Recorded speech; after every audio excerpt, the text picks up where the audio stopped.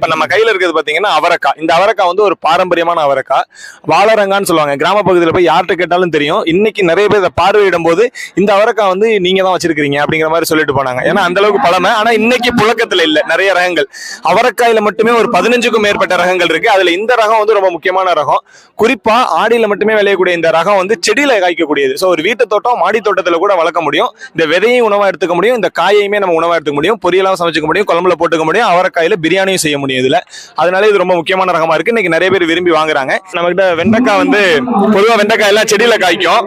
ஒரு 20 காய் காய்ச்சாலே வெற்றிகரம்னு நினைப்பாங்க. ஆனா இந்த காய் வந்து பாத்தீங்கன்னா ஒரே செடியில 50ல இருந்து 100 காய் காய்க்கும். அந்த அளவுக்கு வளரக்கூடியது மரவெண்டை. மரம் மாதிரி வளரும். ஒரு 5 செடி இருந்துச்சுன்னா போதும், ஒரு குடும்பத்துக்கு தேவையான காய்கறி ரெகுலராவே கிடைக்கும்.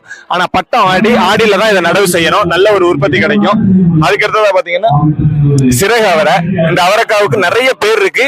எப்படி அவரைக்காவுல இது ரொம்ப முக்கியமான ரகம். ஏன்னா கள்ளி அவரை, சதுர அவரை, பெரண்ட அவரை அப்படின்ட்டு இதோட ஷேப்புக்கு தகுந்த மாதிரி, வட்டாரத்துக்கு தகுந்த மாதிரி பல பேர்ல சொல்லுவாங்க. வெளிநாடுகள்லயும் கூட இதுக்கு நிறைய வரவேற்பு இருக்கு.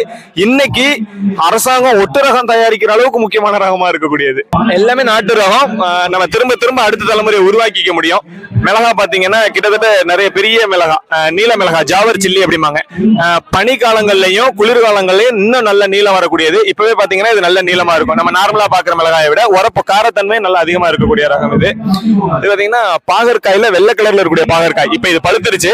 பழுக்கிறதுக்கு முன்னாடி இது வெள்ளை கலர்ல இருக்கும். இந்த பாகற்காயோட ஸ்பெஷல் என்ன அப்படின்னு பாத்தீங்கன்னா இது கசக்காது. அப்ப பாவக்காய் சாப்பிடணும்னு நினைக்காதவங்க கூட இதை சாப்பிட முடியும். குறிப்பு இதுல மருத்துவ குணம் நிறைய குணம் இருக்கு. இதே நம்ம வீட்டு தோட்டம் மாடி தோட்டத்திலே கூட வளர்க்க முடியும். இந்த விதை திருவிழாவில், இந்த பனை கனவு திருவிழாவில் நம்ம நிறைய விதைகளை காட்சிப்படுத்தி இருக்கிறோம். அதை தாண்டி அதை விற்பனைக்கும் வச்சிருக்கிறோம். மக்கள் விரும்பி அதை வீட்டு தோட்டம் மாடி தோட்டத்துக்கு வாங்கிட்டு போயிட்டு இருக்காங்க. நிறைய ரகமான விதைகள், ஒரு 80க்கும் மேற்பட்ட ரகங்கள் இருக்கு. இதோட விதைகள் தேவை அப்படின்னா தாராளமா தொடர்பு கொள்ளலாம். 6374943575.